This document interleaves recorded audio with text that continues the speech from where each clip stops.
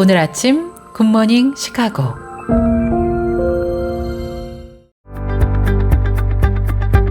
청취자 여러분 안녕하십니까? 3월 19일 수요일 KCBS 굿모닝 시카고 데일리 뉴스 시작합니다.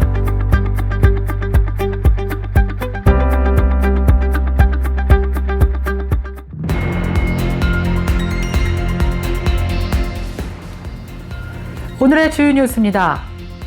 미국이 오는 4월 2일 국가별로 상호 관세율을 발표하겠다고 밝혔습니다. 특히 미국에 상당한 관세를 부과하는 국가를 지저분한 15이라고 지목을 하면서 한국에 미칠 영향도 주목되고 있습니다. 미국 전역에서 대사관과 총영사관을 사칭하는 사기 범죄가 급증하고 있습니다. 한인사회 동포들의 각별한 주의가 요구되고 있습니다. 관련 메일이나 문자 등을 받을 경우 꼭 신고하시기 바랍니다. 해당 범죄는 대사관 또는 영사관 직원을 사칭하며 전화를 걸어 한국 검찰이나 경찰에 수배가 되어 있다거나 또는 직접 전달할 사항이 있는 것처럼 속이면서 본인 확인을 위한 개인정보를 빼내가는 수법을 쓰고 있습니다. 지난해 6월 미국 보잉사의 우주 캡슐인 스타라이너를 타고 국제 우주 정거장으로 시험 비행을 떠났다가 예기치 않은 문제들로 장기간 발이 묶인 우주 비행사 2명이 9개월여 만에 지구로 돌아왔습니다. 지난 18일 미 항공우주국가 스페이스X는 ISS에 체류하던 부치 윌모어와 순이 윌리엄스 등을 태운 우주 캡슐 드래곤이 지구로 돌아오는 모습을 생중계했습니다. 예일대 연구자들이 구축했던 피랍 의심 우크라이나 아동 3만 5천 명에 관한 데이터베이스가 국무부의 지원 중단 조치 와중에 삭제됐다고 일간 워싱턴 포스트가 지난 18일 보도했습니다. 미국 법원이 트랜스젠더의 군복무를 사실상 금지한 트럼프 대통령의 행정명령에 제동을 걸었습니다. 지난 18일 로이터 통신에 따르면 아나 레예스 워싱턴 DC 연방지법 판사는 트럼프 대통령의 트랜스젠더 군복무 관련 행정명령이 성차별을 금지하고 있는 미국 헌법을 위반한 것이라고 보인다고 판단했습니다. 최근 한국의 한 저가 항공기 내에서 발생한 보조 배터리 화재 사고와 관련해 한국 항공기 내 보조 배터리와 전자담배 휴대 규정이 강화되었습니다.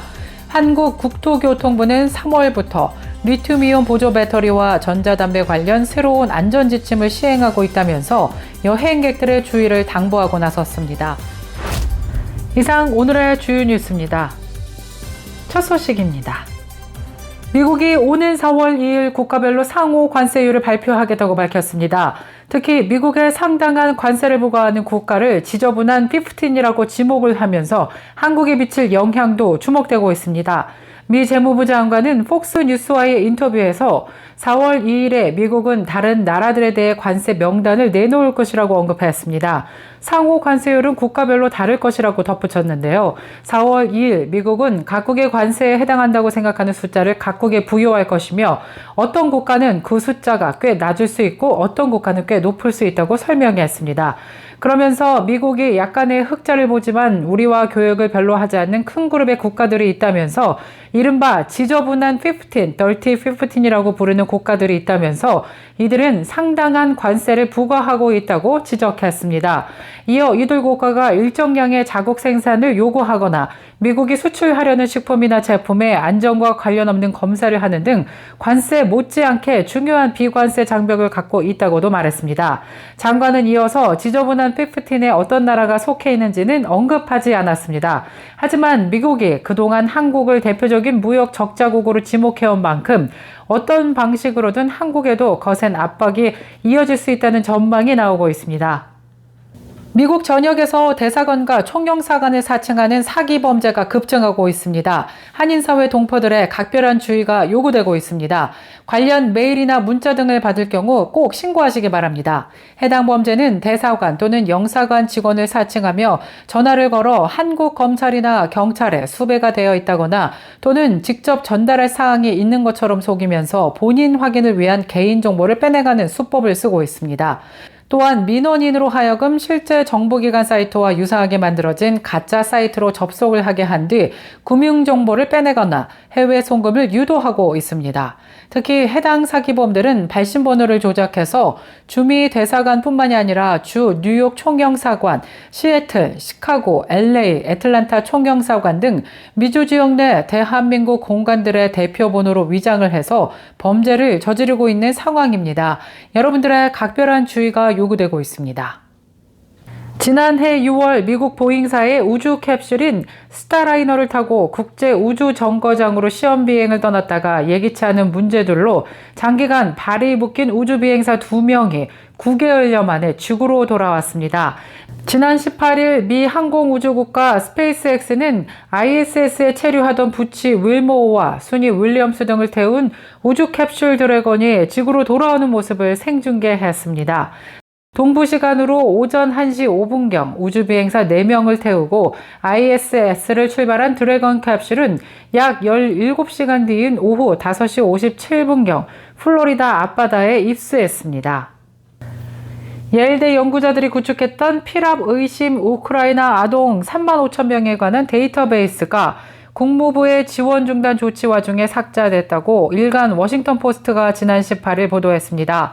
민주당 의원들은 러시아의 전쟁 범죄 행위를 입증하는 증거가 인멸되는 파괴적인 결과가 초래됐을 수 있다는 항의 서한을 장관들에게 보냈습니다. 워싱턴 포스트에 따르면 국무부 지원을 받아 DB를 구축한 예일대 인도주의 연구실은 예고 없이 계약이 이미 종료된 상태라는 통보를 지난달 국무부로부터 받았습니다. 이에 따라 면밀하게 수집해 구축해뒀던 우크라이나 출신 아동 3만 5천 명의 신원과 위치를 추적하는 사진과 문서 등 각종 정보가 삭제됐습니다. 이 데이터베이스는 우크라이나와 수단에서 발생한 전쟁 범죄 의혹 관련 자료를 수집하는 충돌 관측소라 불리는 프로그램의 일부였습니다. 미국 법원이 트랜스젠더의 군복무를 사실상 금지한 트럼프 대통령의 행정명령에 제동을 걸었습니다. 지난 18일 로이터 통신에 따르면 아나 레예스 워싱턴 DC 연방지법 판사는 트럼프 대통령의 트랜스젠더 군복무 관련 행정명령이 성차별을 금지하고 있는 미국 헌법을 위반한 것이라고 보인다고 판단했습니다. 그러면서 잔인한 아이러니는 군은 트랜스젠더 군인들의 평등한 권리 보호를 거부하고 있지만 그들은 다른 사람들의 권리를 보호하기 위해 목숨을 걸고 희생했다는 점이라고 지적했습니다. 레예스 판사는 조 바이든 전 대통령 시절 임명된 판사입니다. 트럼프 대통령은 지난 1월 27일 트랜스젠더 군인의 복무를 사실상 금지하는 행정명령에 서명한 바 있습니다. 최근 한국의 한 저가 항공기 내에서 발생한 보조 배터리 화재 사고와 관련해 한국 항공기 내 보조 배터리와 전자담배 휴대 규정이 강화되었습니다. 한국국토교통부는 3월부터 리튬이온 보조 배터리와 전자담배 관련 새로운 안전지침을 시행하고 있다면서 여행객들의 주의를 당부하고 나섰습니다. 이에 따라 한국 국적 항공기 내에서는 보조 배터리 반입 및 기내 사용이 제한되고 있습니다. 표준안에 따르면 기내 전원으로 보조 배터리를 충전하거나 보조 배터리로 다른 기기로 충전해서도 안 됩니다. 또 보조 배터리나 전자담배를 선반에 보관하는 것도 금지되고 있습니다. 보조 배터리와 전자담배는 이전과 동일하게 수화물 위탁이 금지되고 본인이 휴대하고 탑승해야 합니다. 대용량 배터리는 항공사의 승인을 받은 경우 2개까지 반입이 가능하며 승인된 추가 배터리는 보안 검색 시 신속한 확인을 위해 별도의 스티커가 부착됩니다. 계속해서 교계 소식이 이어집니다. 외로움이 심각한 사회적 문제로 대두되고 있는 가운데 교회 공동체가 외로움을 해결하는 데 중요한 역할을 하고 있다고 에벤젤리컬 포커스가 최근 보도하였습니다. 유럽연합이 2024년 초 발표한 연구에 따르면 EU 27개국에서 2만 명 이상의 응답자 중 아일랜드가 대부분 또는 항상 외롭다고 답한 비율이 가장 높았으며 에스토니아, 그리스, 룩셈부르크가 그 뒤를 이었습니다. 반면 스페인과 크로아티아는 가족 및 친구 관계가 탄탄한 국가로 평가되고 있습니다. 연구 결과에 따르면 외로운 사람들은 사회적 활동에 적극적으로 참여하려는 경향을 보였으며 기부 등 긍정적인 사회적 행동을 많이 실천했습니다. 그러나 건강, 재정, 운전 등의 영역에서 위험한 결정을 내릴 가능성이 더 높은 것으로 조사됐습니다.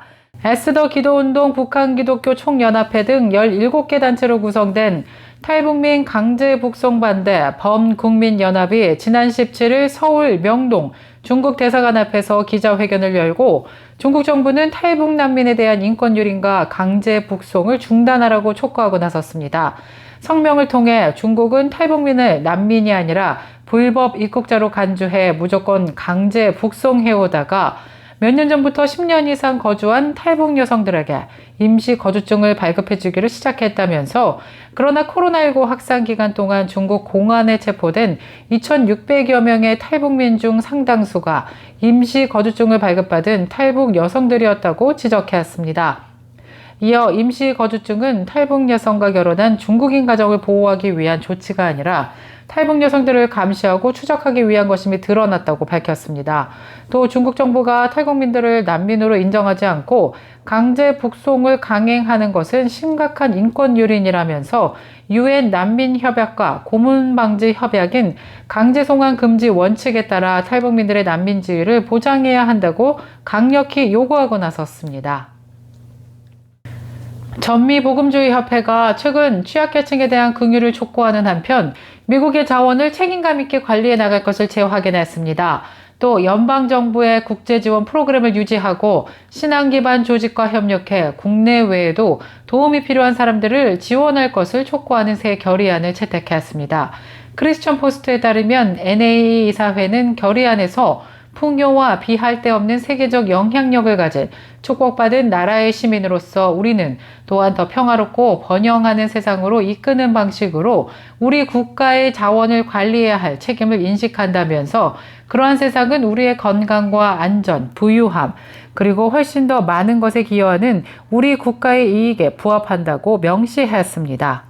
또 정부가 공적 지원 및 신앙을 기반으로 한 이니셔티브와 관련해 세속적 단체와 협력할 때 신앙을 기반으로 한 단체를 포함해야 한다는 대법원 판결을 강조했습니다.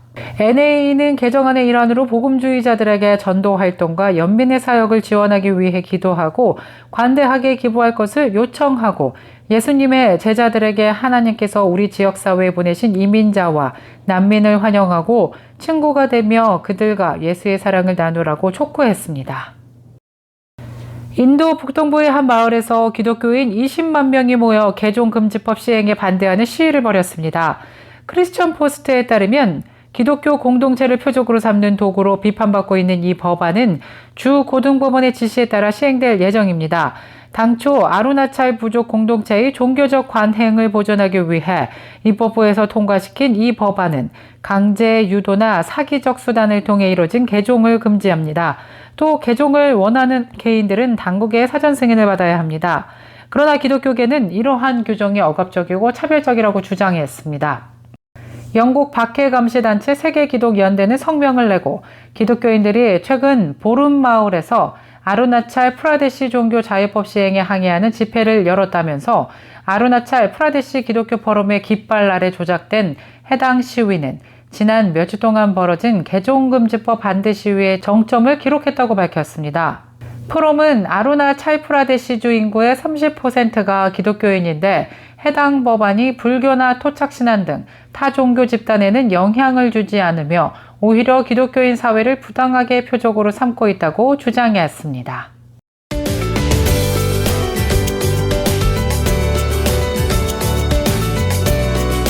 KCBS 날씨 정보입니다. 수요일인 오늘은 하루 종일 구름 끼고 흐린 날씨 계속되겠습니다. 아침부터는 천둥 번개를 동반한 비 소식 곳곳에 예보됐습니다. 바람도 강하게 불면서 체감온도는 실제보다 더 춥겠습니다. 낮 최고 기온 60도 예상되고 밤 최저 기온은 34도 예상됩니다. KCBS 날씨 정보였습니다.